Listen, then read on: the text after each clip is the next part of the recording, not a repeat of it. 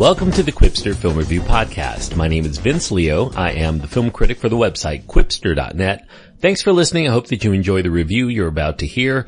If you do, I do encourage you to check out my website for over 3,800 film reviews. I've been doing film reviews since 1996, and you can find all of my written work there at that website, Quipster.net, Quipster.net. Today I'm going to be reviewing The Huntsman, Winter's War.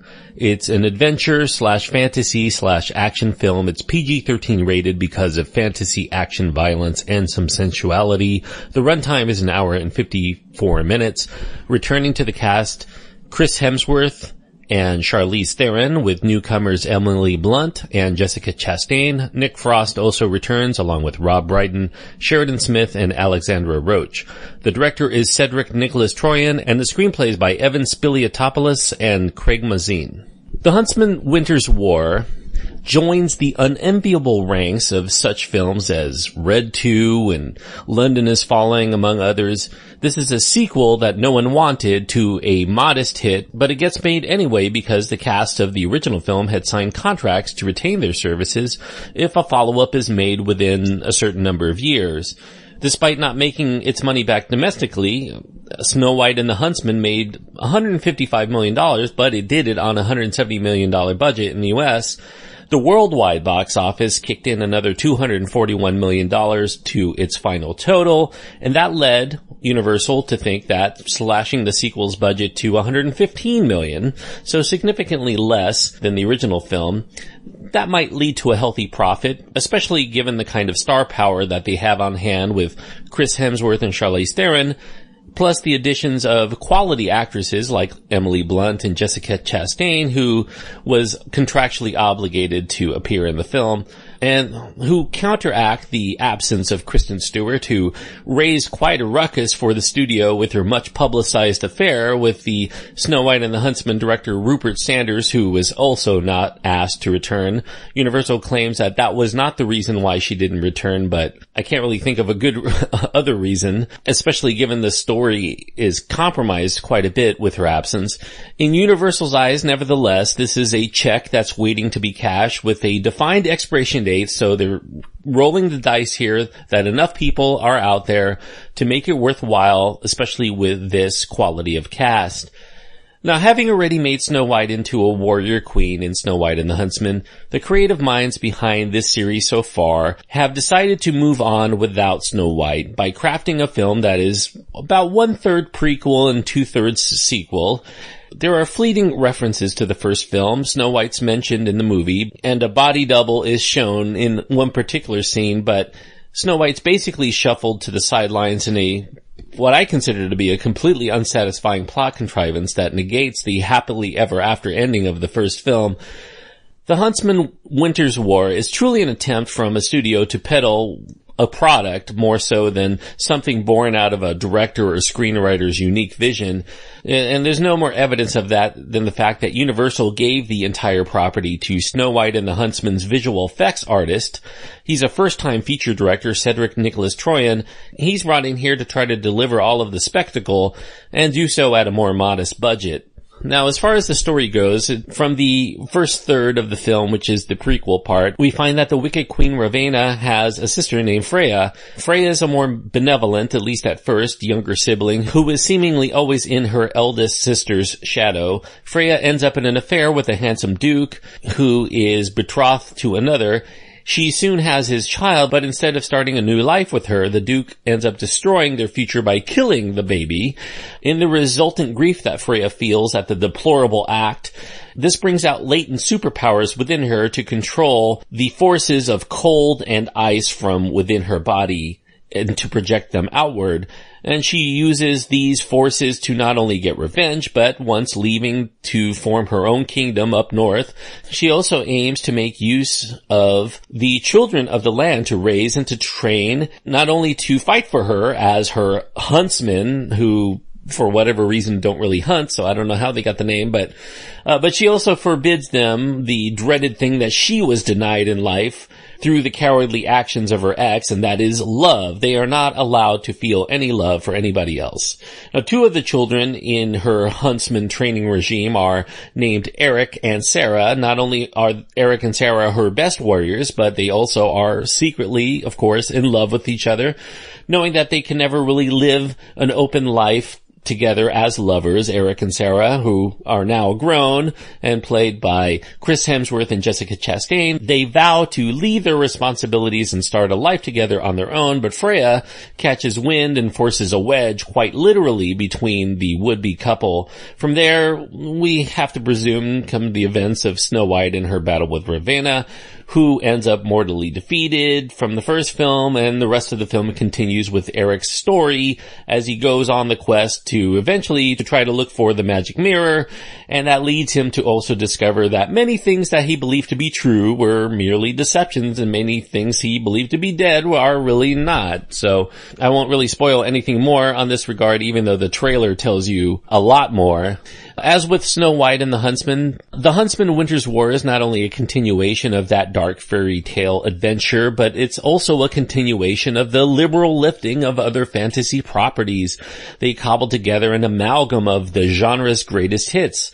Now, primary among the films that are lifted liberally from comes Disney's Frozen, of course, because you have an ice queen who is snubbed and ends up, going into isolation and causing a lot of havoc for the people in the land because of her state of depression. We also have a few strands here in terms of her character with The Bride with White Hair, which is a Hong Kong film that not a lot of people have seen, but very popular within this genre. Also its sequel, because the bride was snubbed and her hair turns white and she exacts revenge on those who wronged her, and eventually in the sequel comes to hate all men and starts to raise an army of women who don't need men in their lives, or no love, basically. Now, in addition, you also have a continuation of the fairies from Pan's Labyrinth and the environs and giant majestic animals that you'd find in such a TV series like Game of Thrones, if perhaps they milled about in Middle Earth, that you find in the Lord of the Rings trilogy. And speaking of Lord of the Rings trilogy, the magic mirror now has the effect of the One Ring, including the look and the rune etchings around it. Unfortunately, for people who are fans of Snow White, what this means is that it's no longer Snow White, because not only do you not have Snow White in the film, but pretty much all but the faintest traces of the original Snow White story are completely jettisoned in favor of this mishmash of current genre tropes. Once you get to the finale, it feels a lot less like a fairy tale and a lot more like a showdown between the X-Men at the climax of one of their films. Now, The Huntsman, the film, also proves that you just can't stuff your film with recognizable and bankable actors and expect instant cast chemistry.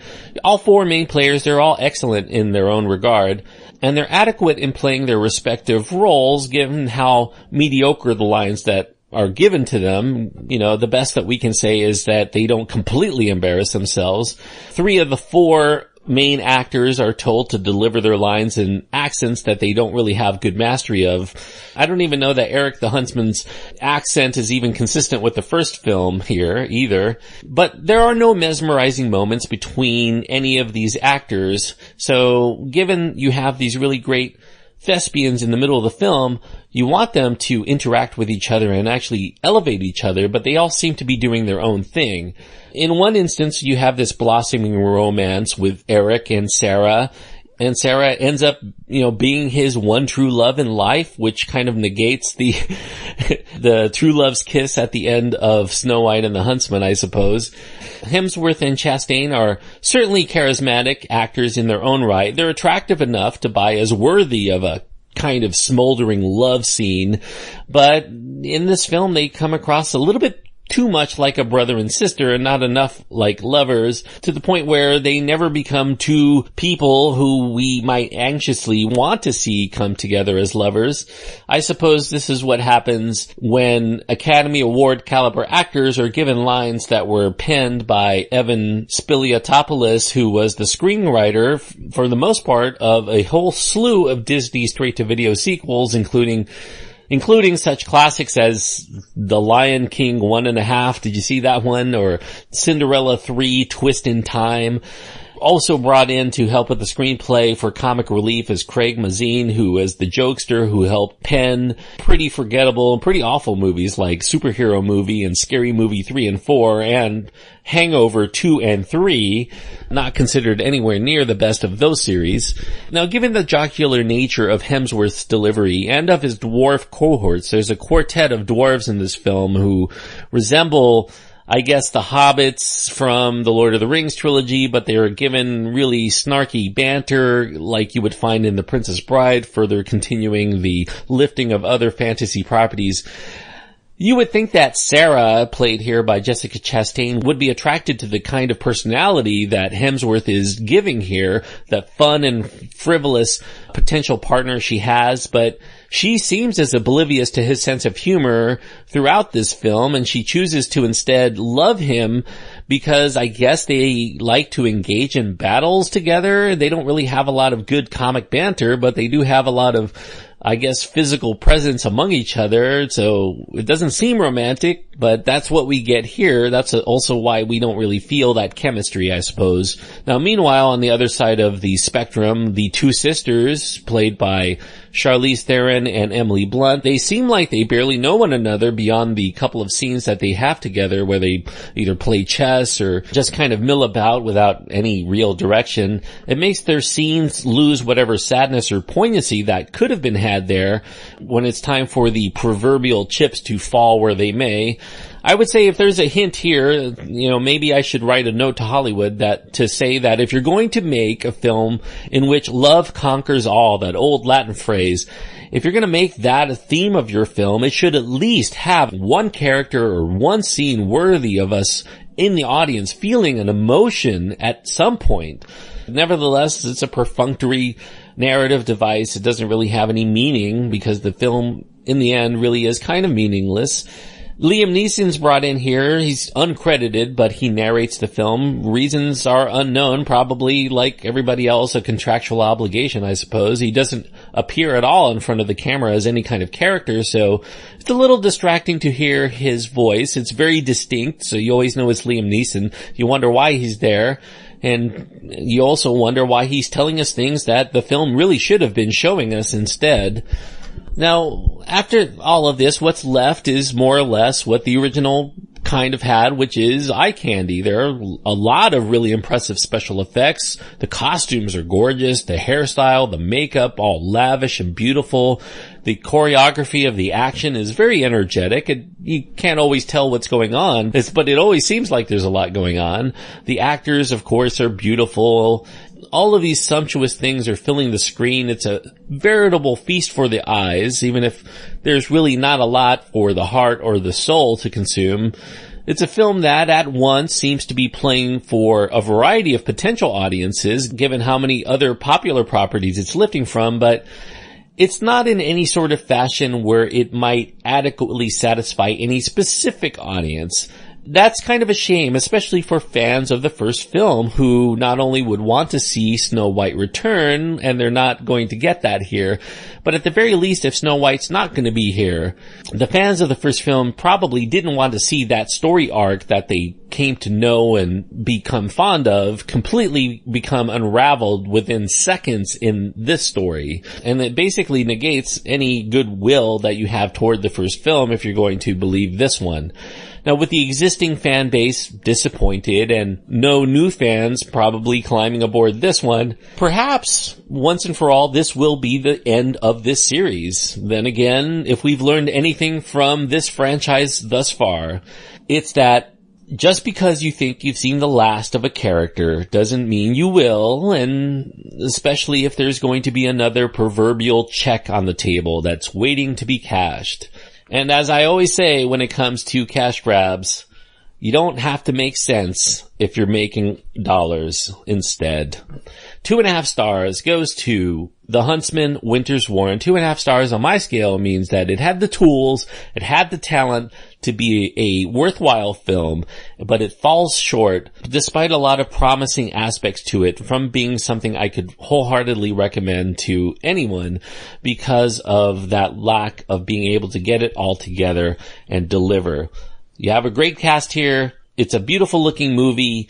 With a better screenplay here, perhaps something might have come together, some juicier dialogue, a better plot, and a better way to sidestep the Snow White and the Huntsman storyline, because what's delivered here is extremely unsatisfying. You might have had a better film.